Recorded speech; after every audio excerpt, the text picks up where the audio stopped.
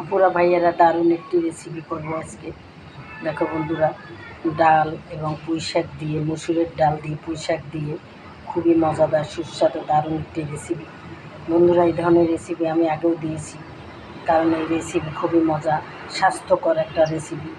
যাই হোক, দেখো তোমরা, ডালকে আমি ধুয়ে পরিষ্কার করে, পুঁই শাকটাকে কেটে ধুয়ে পরিষ্কার করে নিয়েছি এবং হলুদ, মরিচ, কাঁচামরিচ, লবণ, এইগুলো দিয়েই আমি এই রেসিপিটা করেছি বন্ধুরা।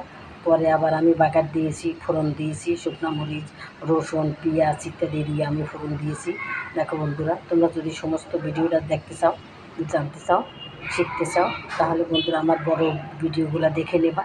ফেসবুকে, ইউটিউবে এবং পেজ আছে, আমার পেজে আমার নাম নূরজাহান ডায়েরি, আর ইউটিউবে আমার নামের পেজে এর নাম হইল যাইয়া এই নূরজাহান কিচেন। তোমরা দেখতে পারো বন্ধুরা, দেখে নিয়ে শিখতে পারো আমি কী দিয়ে রান্না করেছি। আচ্ছা, যাই হোক বন্ধুরা, যদি ভালো লাগে, তোমাদের পছন্দ হয়, তাহলে আমাকে একটা লাইক অবশ্যই দেবে, আমার চ্যানেলটাকেও সাবস্ক্রাইব করবে এবং শেয়ার করে দেবে।